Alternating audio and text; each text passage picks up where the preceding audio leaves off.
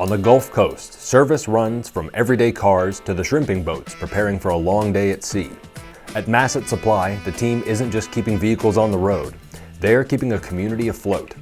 From helping rebuild after hurricanes to supplying the parts that keep families and local fleets running, their story begins long before the storefront, back in the childhood, where doing it yourself meant everything. So to get to the origin of Massett Supply, we have to go to my childhood. God blessed me with a great family, and my dad was raised from a large Catholic family. They were blessed, but they didn't have a lot of money, so everything they did, they had to do it themselves. So as a kid growing up, when it came to changing a battery, rotating tires, or anything, starters, alternators, we always got in the car, went to NAPA Auto Parts and picked our parts up, and he taught me how to change parts, which really gave me a love for auto parts. So as I got older, and I got to high school, I'd get an older vehicle, we'd want to paint it. We'd go to NAPA and get the paint for the cars to paint. As soon as I graduated, the first job I applied for, when I saw Genuine Parts Company for executive managed trainee, I was like, well, that's a perfect fit for me. That's a good start. So I decided to take that job, and then I worked numerous roles for about 11 years in operations and sales with Genuine Parts Company. I eventually became really good friends with the owners on the coast. We spent a lot of time over here, and I always told one of them if he ever decided to sell, if I could come up with the money, I'd be interested in doing it. My wife is the one who actually drew me to Massett Supply Company. We were living in New Orleans around 2018, and she wanted to move away. And she actually got a really good job offer on the coast. And I told her, let's just move and I'll figure it out. So when we got out here and we finally moved, I called Kyle because I knew him from corporate. I never thought it would have turned into what it is. Now I went from just working the counter for him to running 3 of his stores and hopefully being a partner one day. As the coast moved from rebuilding to routine, the team had to adapt. Finding the right people, refocusing on everyday customers, and bringing back the personal touch became key.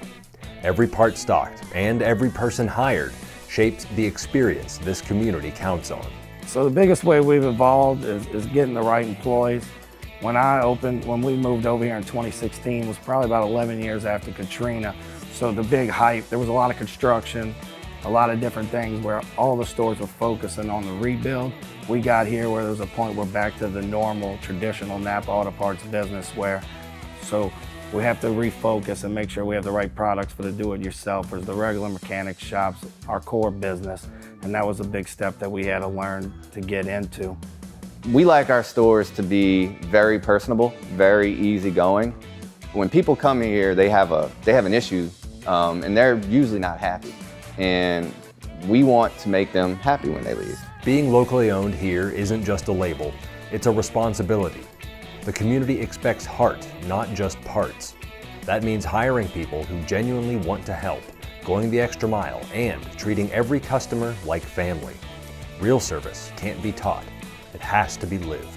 Being locally owned and being one of the only locally owned is huge out here. When we first moved out here, this is a very tight-knit community. They want to buy locally, they want to support local businesses, which has been great for us. Wanting to service the customer, that's what we're built on. You have to want that service, because I can't teach that. I can't teach somebody to want to help somebody. I could teach all the technical stuff in the world. I could teach them how to use a computer, I could teach them about vehicles.